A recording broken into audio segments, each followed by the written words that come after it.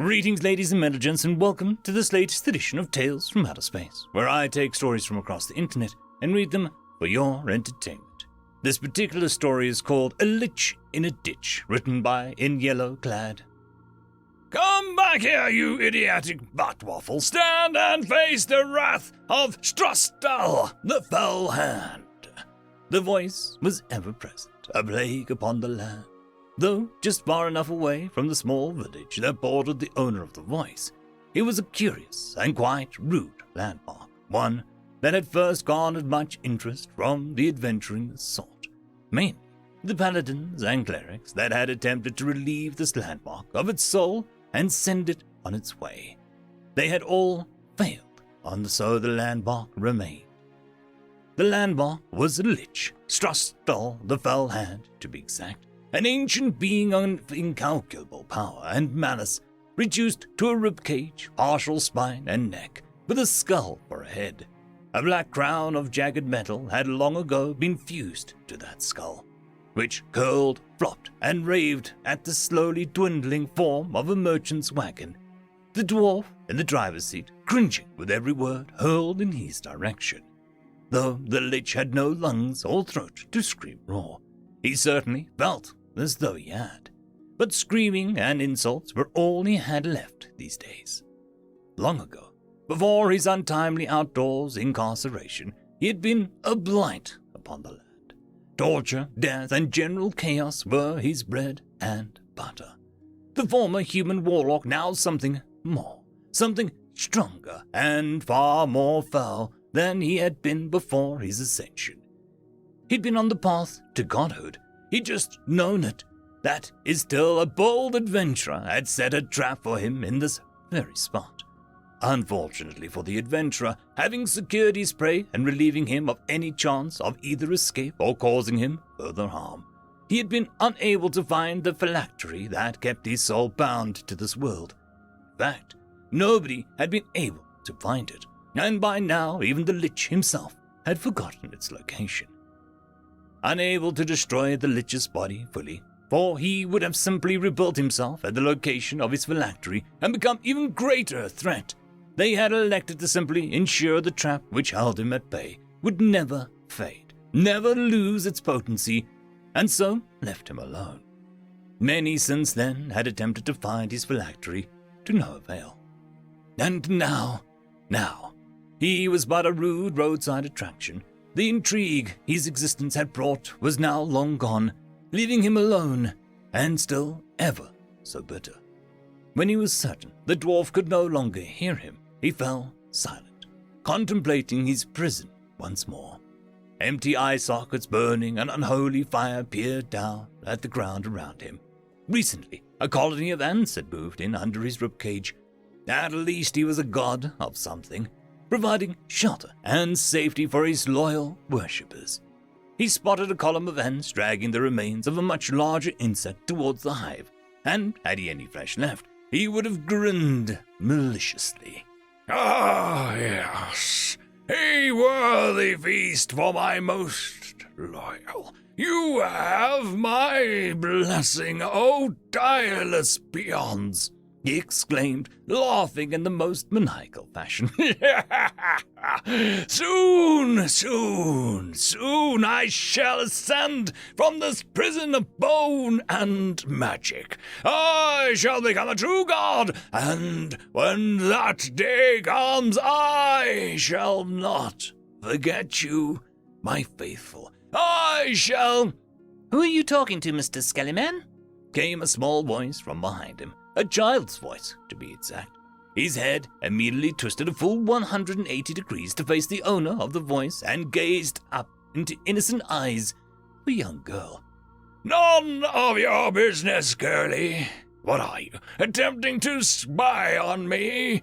Learn my secrets. I warn you, I don't break easily. He rambled on, and the girl blinked in confusion before giggling. What is that? What are you doing? Stop it at once! Strustal demands it! The voice got only a bit strained. He had been yelling quite a bit today, after all. The road was far more popular than usual. You silly Skelly man, the girl giggled, only fanning the flames of Strustel's unending and terrible, also impotent anger. Silly, silly! I'm Strustel, the foul hand, the rightful god of this pathetic world! You should be trembling in fear, not giggling! He bellowed, but his indignation only served to create more giggling and worse, actual laughter. Laughter which left the girl rolling in the grass and left him sputtering at her lack of fear. When finally she calmed, she rubbed the tears from her eyes and sat up, her simple dress no doubt thoroughly stained by the grass. You're funny, Mr. Skellyman. I like you, she said, and he recoiled as much as possibly could. Like! Such a word was not used when referring to him in any capacity, save perhaps his loyal followers.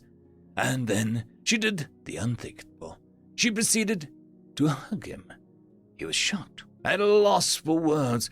For a moment he felt the warmth of life against his old, weary bones, and then it was back. My name is Cassinia, but all my friends just call me Kissy. It's nice to meet you, Mr. Skellyman, she said, only to raise her head and look towards the nearby village, from which even he could hear her name being called. Bye-bye, she said, before dashing off. He was left perplexed, befuddled, and downright flabbergasted.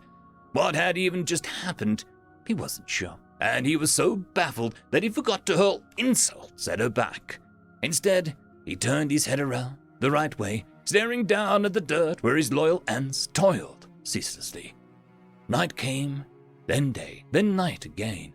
Nobody ventured down this road, for it was truly his road and nobody else's. It was by his grace alone that they were permitted to even set foot upon it. Over the next few days, he forgot entirely about the girl, and so engrossed himself in the drama that was now unfolding beneath his ribs.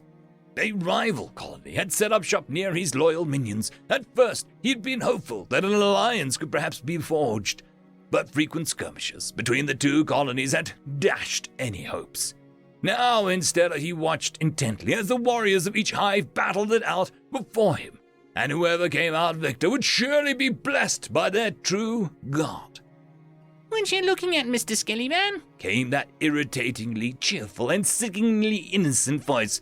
Nothing! Go away! He snapped, keeping his gaze fixed on the battle below. That's not true. You're watching the Antsies. Oh, the Antsies are fighting. Make them stop. She nearly began bawling right then and there. He had his eyes still. They would absurdly have rolled. Why? Such is the way of nature. You fight or you do not survive, he said, surprisingly pleasant for such a response. But fighting is bad. Is it? I know of many times where fighting is the only solution to an otherwise unsolvable problem. Why, I remember. And so he launched into a grand recounting of several such moments, unthinkingly failing to leave out the grisly details of past conflicts, many of which he had been a part of. It was when he heard little in the way of awe from the girl that he finally looked at her. Instead of paying attention to him, she was staring up at the sky, slack-jawed and wide-eyed, completely ignoring him. Oi, girlie! Attention to my greatest triumphs! He snapped and Kissy jumped, looking at him with slightly watery eyes. Then came the soft snuffle, the quivering of her bottom lip. He wished he could squint. Instead, all that happened was the fire in his eyes shrank just a touch. That was the final straw. And so the waterworks began. He was taken aback. He discovered listening to the sound of this little girl crying was enough to make him feel shamed, embarrassed maybe, but mostly shamed. Right, enough of that now. Strustel demands that you cease crying immediately. That should have worked, but if anything, it only made her cry harder. He fumbled his words, and they came out merely as quiet babbling, drowned out by her distress. Please stop crying. I'm sorry. He blurted it before he could even begin to think of what was actually saying. But it worked. By the dark gods, it worked. Her cries began to die down, becoming naught but sniffles once more as she wiped her rosy cheeks clean. There, see? No more crying, he said, his voice sickeningly gentle as she nodded. Come, watch the ants with me. Whoever wins this little fight of theirs will become my minions, you know, he said, and she shuffled closer. For the rest of the day, until the sun began to set, they watched the ants together. Days became weeks, weeks became months, and for a time she would make a daily pilgrimage to her new friend. Though her presence was indeed a constant irritant, it made the days pass quicker, so that he could at least appreciate that. Sometimes he'd not even been able to get a word in at all. She would go on and on about this or that, her dreams and ambitions. He found himself not ignoring a single word she said, even if he wished he could have. Eventually, her visits became infrequent, till they stopped altogether, and the days began to drag on once more. The seasons passed quickly. Winter was always the worst. He couldn't see a damn thing once the snows covered him. Slowly but surely, the angerness and bitterness returned, and through the snow one could hear the muffled curses and insults hurled at anything and everyone that might be around. Several years passed, and it was yet again another bright and sunny day, a light giving him yet another piercing headache. Once more he was peering down at the ants that lived under his ribs.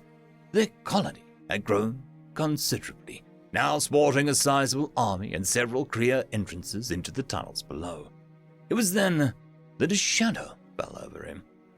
"Hello, Mr. Skellyman," the shadow spoke, and he craned his head up and back, peering at the speaker upside down. The person that stood before him was not the little girl that had bothered him so long ago, but was instead a young woman, no older than 16, he would have guessed to wager. "Oh, it's you," he sneered, tilting his gaze back down at the ants. "I half expected you to have abandoned your duties as my assistant." He looked at her sidelong as she settled down beside him. "I apologize, O Great One. Things got away from me, and I grew terribly busy. I shall endeavor to not let that happen again," she said, grinning impishly. Her tone and fancy words elicited a snort from him, and he nodded. "Good, see that it doesn't. Now observe my grand army," he said, and she shifted closer, peering at the ants as the warriors shifted their focus towards a grasshopper that had encroached upon their lands. It was a glorious battle, and the dead would be honored till the end of time. "So, dare I ask what you have been up to? What could have been so important to keep you from your rightful place at my side?" he asked, focusing his full attention upon her. "Oh, this and that. Mostly farming, taking care of the animals. Papa's getting older and older, so it's harder for him to do things, and since I'm the only child, it's fallen to me to do the bulk of the work that he can't," she said, her voice heavy with the weight of responsibility. "But I'm learning some new things. Since Papa's not doing much farm work, he started woodworking instead. I asked him to teach me. Maybe I'll be able to make you something nice." An offering of tribute would not be unappreciated, so few show the proper respect I deserve. At this, she smiled broadly and seemed to get rather excited. She spent the rest of the day speaking of possible ideas for this tribute of hers, and he listened intently. And so again, the cycle began anew. Each day came, and when she was able, she would come to him, venting about the hard work, or simply gracing him with such juicy gossip. One day she arrived with a strange structure of wood in hand, and when she showed it off, he found it was a shelter of sorts, perfectly sized, just for him. And so it was placed over him, and though it did obstruct much of his view, it would keep the rain and snow off his bones, and that was an immense relief, much as it had before her visits started to grow infrequent. But at least this time she informed him that this would be the case. Again, the years went by, and her visits all but stopped. But in a way, she was always there. It gave him time to think and to realize that he had regained a part of himself that had been lost a long time ago. His humanity. Sure, he was still an evil lich, but he could experience empathy once more. True empathy. It was a dark and somewhat quiet evening. From his current inclination, he could see the sky and stars above slowly swirling overhead. And that's when the glow began to spread across it. It was just a gentle thing at first, but then it grew stronger and stronger, the glow taking on a hue that he knew quite well, How many times had he seen it before he was trapped here? He couldn't quite remember, but he knew what a great fire looked like. Then the screams reached him. For a moment, he reveled in the sound, before realizing the direction from which they came. His metaphorical heart began to ache, and he wished that he could have seen what was going on, or better yet, was free to act. The sound of stumbling footsteps drew closer and closer, and he prepared himself to unleash his most vile insults. Perhaps one of them would stick. Who comes seeking an audience with Strasville the Mr. Skelly. The voice was weak, but tinged with age, but it was undeniable who it belonged to. He craned his head as far forward as he could, spotting his only true companion, collapsing to her knees beside his shelter. She was not alone, a squirming bundle in her arms and two small boys clutching her skirts. Help, she gasped, before her eyes rolled back into her head and she started to collapse. The boys caught her and lowered her down carefully, and Strasville seethed silently. Something or someone had hurt his companion, and that was not allowed. Child! He suddenly spoke loud enough to snap one of the boys from his shocked state. The boy looked at him, frightened, it seemed, by the animated partial skeleton. If you wish for your mother to survive, for your home to survive, then you must listen carefully and do exactly as I say. Understood? The boy nodded, and Strasville wished that he could have grinned. Good! Then listened. Within the village, the fires burned hot. The peasants screamed and panicked, unable to stand against the raiders. A barbarian horde of orcs, and even a few of the more wild elves. They had pushed hard for days just to reach this place, eager to pillage and lay claim to anything that caught their fancy. What they did not expect was to see a pillar of swirling green light shooting up into the air from beyond the village. Even from afar, they could hear the screams of the tortured souls and the maniacal laughter of something unholy. And then it ceased, leaving a terrible silence broken only by the crackling of flames. A few went to investigate and did not return. Instead, in their place came something they had never expected. Floating out of the darkness came a black-robed and armored form, a sleek staff of black metal in one hand, and a burning crown of metal on their head. And then they spoke. I am Strasville the Foulhead. You attacked that which is rightfully mine, and for that I give you a choice. Leave now and live, or stay and die. But know that death will be much too good for you, for I had made a promise to myself to maintain my hold on what little humanity I have left. But for tonight, well, let's just say I'm willing to make an exception. His voice was cold and emotionless, echoing through the streets. Many of them laughed, assuming that this was some mere animated skeleton. We are not afraid of you, mere skeleton. We've dealt with your kind before. You'll be no different, the Orc war leader said, and the laugh that left the Lich was enough to make a shiver run down his spine. I assure you, you have never faced anything like me, he said, just as the dead began to rise. And from the darkness behind Strastel, the missing raiders charged forth, each now an undead. When it was all said and done, not a single raider survived. Ksenia woke to find herself in her own bed, surrounded by her children. They filled her in on all that had happened. How the scary skeleton man had saved her life by imparting a small amount of himself into her. They also informed her about the castle that had been razed in the night as well. The black stone of the walls looming over the village, which was now peaceful but worried.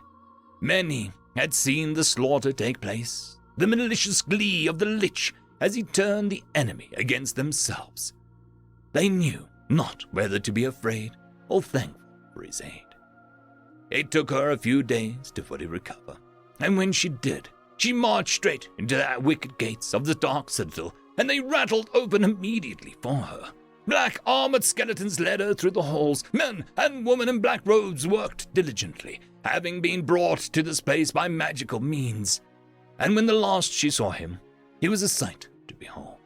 Since then, the citadel of Strustel, the Fell Hand, has guarded the village from any and all threats, the populace more than willing to defend him as well.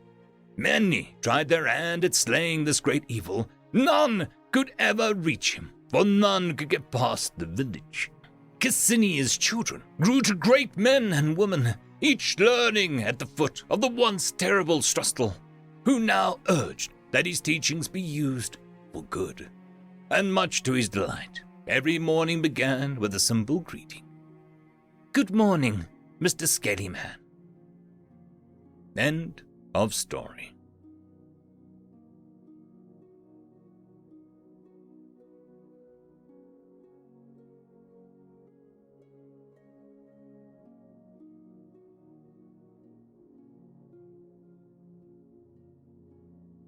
I would quickly like to thank our Tier 5 patrons, Dragzoon WRE, Quantum Wednesday, Ambrose Catal, Lord Ashrakal, Bushmaster 177, Casper Arnholtz, Cam Maxwell, and Arcadian. Thank you very much.